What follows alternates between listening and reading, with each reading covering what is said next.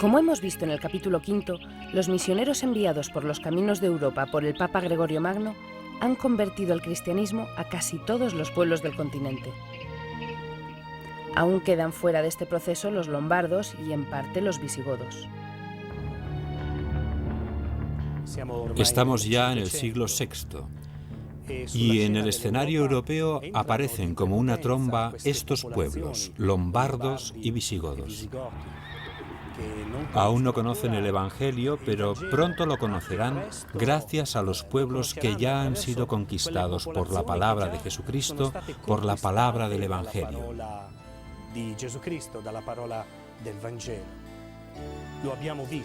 Lo hemos visto en el empuje misionero, y la iniciativa para llevar la buena noticia parte en primera persona de los pontífices y los obispos, pero también de muchos monjes, de muchos hombres y mujeres sencillos, de muchos fieles.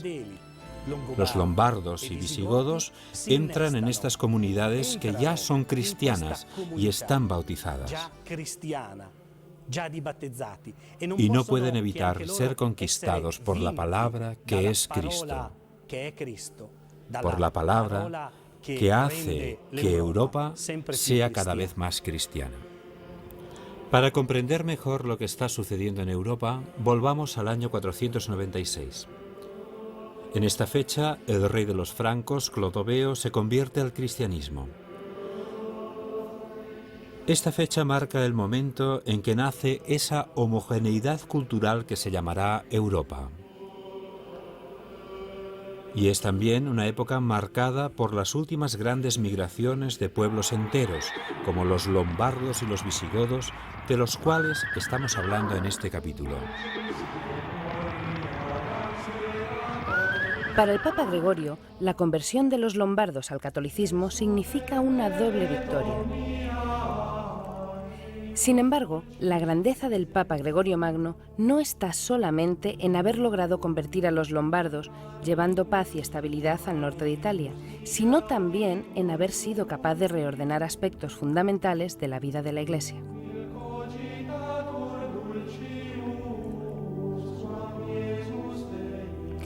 El pontificado de Gregorio Magno se enmarca en un momento histórico complejo. Roma, sede de la Cátedra de Pedro, comienza a alejarse del Imperio Romano de Oriente, incapaz en aquel momento de defender a la cristiandad de las invasiones. En esta época comienza también la decadencia de Rávena. Obligada a defenderse de los lombardos, es incapaz de proteger a los habitantes de las ciudades cercanas, los cuales se ven obligados a refugiarse en las zonas pantanosas del norte del Adriático y a convivir con aquellos pueblos que algo más tarde fundarán Venecia. También en esta época, mediados del siglo VI, los visigodos procedentes del Danubio llegan a España. Y en España hacen de Toledo su capital. Cuando los visigodos llegan a Toledo, ya han sido convertidos al cristianismo, aunque en su mayor parte a la herejía arriana. En el año 581, en Toledo, el rey Recaredo y todo su pueblo se convierten al catolicismo. Este recorrido de los visigodos desde el Danubio a Toledo es también un recorrido espiritual por tierras de Castilla, tierras latinas y católicas que, con su historia y sus tradiciones bien arraigadas, influyen poderosamente en el rey Recaredo para que no dude en su conversión a la Iglesia de Roma. Durante este primer periodo de dominación visigoda, en Castilla sobresale la figura del santo obispo Isidoro, cuyo mérito fue compendiar todo el conocimiento del momento en una gran enciclopedia de entonces. La tradición cuenta que San Isidoro fue dictando simultáneamente a varios monjes amanuenses. Según avanzamos en esta historia del catolicismo, los grandes momentos se superponen entre sí. Y a menudo los historiadores encuentran dificultades para ilustrar todos los detalles de la historia. Por un lado, los lombardos se han convertido al catolicismo y están instalados en Italia, haciendo de Pavía su capital. Por otra parte, los visigodos se han convertido del arrianismo al catolicismo y han elegido Toledo como su capital. A estas alturas, el Evangelio, partiendo del sur, se ha extendido por toda Europa. Ha alcanzado también el norte, con San Agustín de Canterbury, llega a Inglaterra y gracias a San Patricio ha alcanzado Irlanda y Escocia. Precisamente son estos monjes quienes vuelven a Europa para traer de nuevo el Evangelio, la buena noticia, la base de la Europa cristiana. En Irlanda aparece la figura de Columbano, uno de los grandes artífices del redescubrimiento en Europa de los valores del catolicismo, tanto en los lugares donde las herejías se habían implantado como donde el Evangelio no había llegado aún. Estamos en el año 590. Columbano atraviesa el Canal de la Mancha, llega a las costas de Bretaña y, con el apoyo de Gontrano, rey de los burgundios, funda en aquella zona la primera comunidad. El rigor y la espiritualidad de Columbano chocan con la corrupción de esta corte hasta el punto de que, muy pronto, se ve obligado a abandonar su monasterio. Llega a Roma tras una larga peregrinación, pasando por monasterios de Alemania y Suiza. La fama de Columbano y de su rigor espiritual y religioso llega pronto a la corte lombarda de Agilulfo y Teodolinda. Columbano acepta la invitación de estos, su petición para que el catolicismo sea vivido con mayor conciencia y verdad por todo aquel pueblo.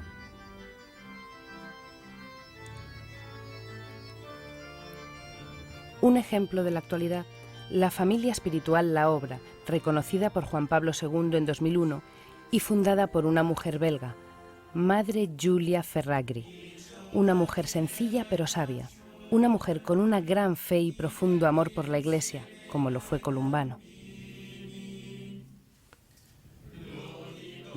La Madre Giulia Ferragri dijo una vez sobre su fundación: «Yo no he fundado nada. Es Cristo quien ha fundado. Solo necesita de personas que vivan a fondo su fundación». ¿Y qué significa para nosotros vivir a fondo la fundación de Cristo? Significa, en primer lugar, poner a Cristo en el centro de nuestras vidas, alabarlo con nuestros cantos, con nuestras oraciones, celebrarlo en la Eucaristía, darle gracias en la adoración cotidiana.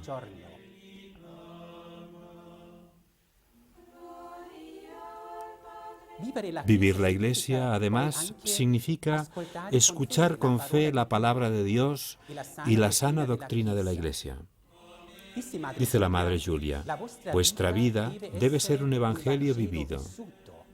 Este es el testimonio más convincente para el hombre actual. Amar a la Iglesia y hacer que los demás puedan amarla. Esta es nuestra misión, dijo la Madre Giulia. De la oración debe nacer el apostolado, y por ello pasamos cada día varias horas en la capilla. Así es como hablamos, dialogamos y sobre todo escuchamos a Cristo.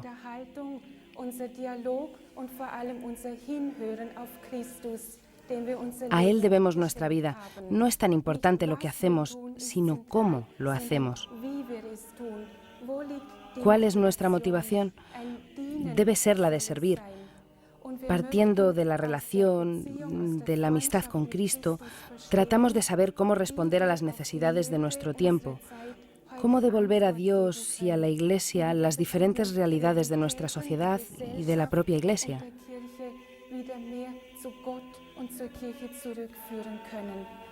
Para ello es necesaria la amistad con Cristo, el espíritu de discernimiento, para poder encontrar la respuesta adecuada. Para ello hace falta espíritu misionero. Para ello hemos entregado nuestra vida. Cerca de Piacenza, en Bobbio, Columbano funda su monasterio en el año 614.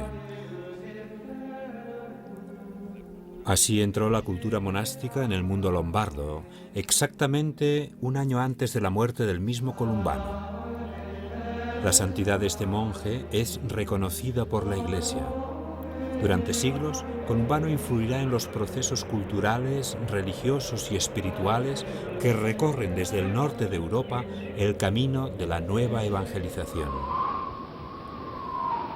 El mensaje de Jesucristo, que partió en un principio de las regiones del sur, vuelve y se difunde desde el norte, desde las zonas más alejadas de Jerusalén.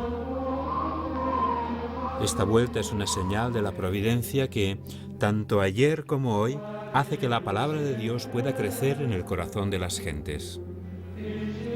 Así pues, los bárbaros se convierten en promotores de la evangelización de Europa. Ellos son el primer gran milagro de la providencia. Llegaron para destruir y ahora son los artífices de una nueva gran construcción que ha desafiado a los siglos y que se llama Europa. Los bárbaros se convierten en los fundadores de la Europa cristiana. La paz triunfa sobre la muerte, el amor sobre el odio, sobre las llamas que habían provocado anteriormente las hordas bárbaras. La providencia, hombres que transforman la antigua historia en nueva, fundan la Europa de la Edad Media, de las catedrales, de los versos de Dante y de la chanson de Roland. Y como siempre, el designio de la providencia triunfa sobre cualquier aparente decisión humana. Jesucristo es y sigue siendo el Señor de la historia. Pero estas poblaciones bárbaras, estos bárbaros, fundan la Europa medieval. Se convierten en los constructores de las grandes catedrales medievales que podemos encontrar diseminadas por toda Europa. Se convierten en la providencia de Dios que construye la Europa cristiana. Mientras por un lado comienza a crearse Europa, en Oriente se viven los últimos tiempos de un imperio que va perdiendo fuerza y prestigio cada día. Estamos en el año 650. En Bizancio está el emperador Constante y en Roma el Papa Martín. El Papa se enfrenta a una nueva herejía que sostiene que Jesús es solamente Dios y que se hizo hombre solamente en apariencia y por lo tanto no está afectado por la dimensión carnal del hombre. Esta interpretación, esta herejía, recibió el nombre de monotelismo, lo que significa única voluntad, y pretende negar que Jesús hubiera aceptado vivir como hombre y, como tal, sufrir en la cruz el dolor humano para expiar los pecados de la humanidad. El emperador Constante sostenía que esta interpretación de la figura de Jesús no debía considerarse herejía, sino verdad de fe. Y de aquí nace un fuerte enfrentamiento con el Papa Martín. Estamos en el interior de la Universidad Lateranense. Muy cerca de aquí estaba entonces la residencia del Papa Martín. Y aquí fue donde el pontífice convocó el Sínodo de Letrán en el año 649. En este lugar, los padres de la Iglesia, con el Papa como guía, condenan la postura del emperador. La reacción del emperador de Oriente no se hará esperar mucho. Envía a Roma a sus soldados que arrestan al Papa y lo mandan encadenado al exilio. Muere en Quersoneso, Crimea. Con el sucesor de Martín, Agatón, triunfan de nuevo la verdad y el primado de Pedro en materia de fe. La arrogancia de los poderosos nunca llevará las de ganar. Jesús, desde lo alto, defiende a su pueblo y a su vicario en la tierra.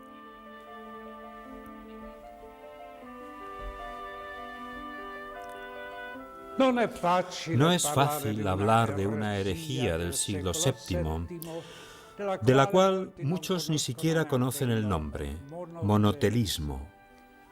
Así que primero contaré un hecho actual. He tenido una conversación con una monja budista en la que ella intentó explicarme en qué consiste la mística budista. Dice que es necesario eliminar todo aquello que no es Dios. Primero las cosas materiales, después los pensamientos más sencillos y finalmente toda la personalidad. Si en el mar se echa un poco de sal, ¿dónde está la sal? Es una pregunta inútil y entonces me pregunta, ¿se puede decir esto de los cristianos? Y yo le contesté, de ninguna manera. ¿Y esto cómo es posible? Porque nosotros creemos que el hombre, cuando se acerca a Dios, se convierte en un hombre más perfecto y no se destruye la humanidad. Esta fue precisamente la herejía de los monotelistas del siglo VII. Mono significa uno y telema voluntad. Decían que en Jesucristo no podía haber dos voluntades, divina y humana, que entrarían en conflicto. Así que la voluntad humana desaparecía y era sustituida por la voluntad divina. Y nosotros contestamos que eso no es posible, que sin la libre voluntad el hombre no es hombre, así que debe ser también la voluntad humana perfecta. Ahora me pregunto, esta discusión, que quizá tendría sentido entre teólogos en su ambiente cerrado, ¿cómo pudo tener tanta repercusión en la vida pública? Participaron los patriarcas y el emperador de manera muy violenta. Se convocó en Roma el concilio de Letrán. ¿Por qué? Porque el gran defensor de la verdad católica era San Máximo el Confesor. Y San Máximo el Confesor es un mártir. ¿En qué sentido? No había muerto, pero sufrió el exilio y con 80 años le cortaron la lengua y las manos. ¿Por qué? Porque hablaba y escribía.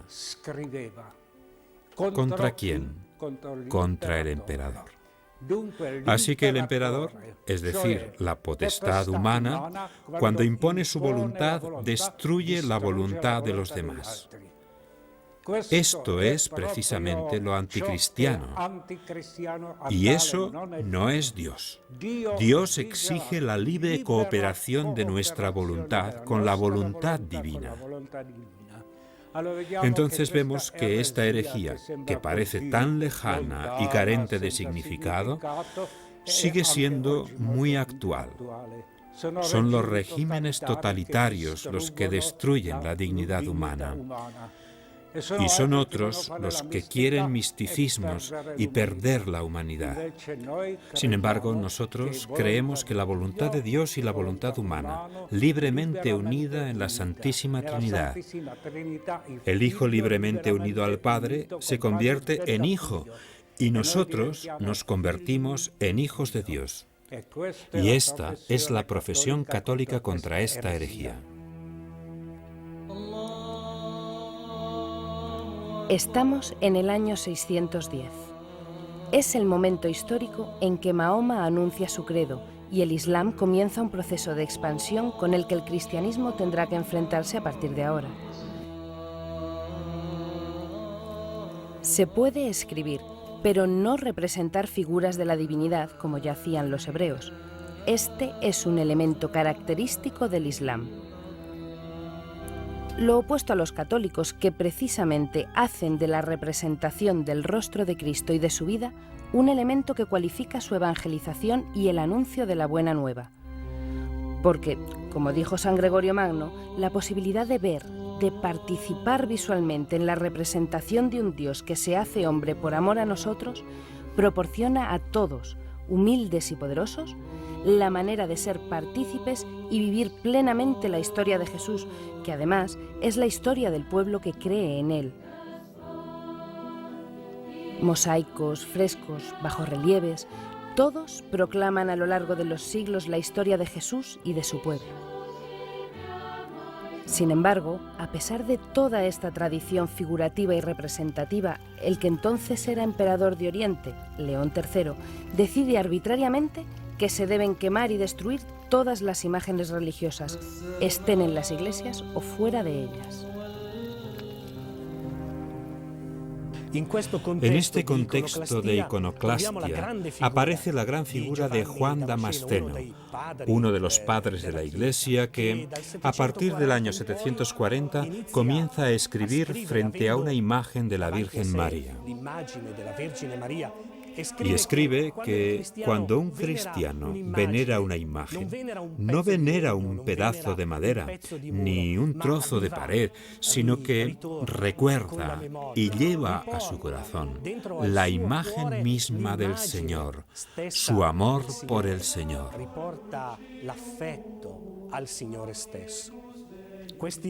Residuos de esta iconoclastia se pueden encontrar aún entre un cierto fundamentalismo que quiere solamente destruir aquello que hay de bueno, precisamente porque la representación del bien no hace otra cosa que ayudarnos a vivir la bondad, a vivir el bien en medio de la humanidad. Y me viene a la memoria la figura de Francisco de Asís. Muchos quizá conozcáis los maravillosos valles de la Umbría. Contemplando una belleza tal, ¿cómo no podía convertirse en santo un hombre que hablaba con todos, hombres, animales? Un hombre que hablaba con la creación. El bien nos ayuda a hacer el bien y la representación del bien no puede provocar otra cosa que la necesidad de buscarlo.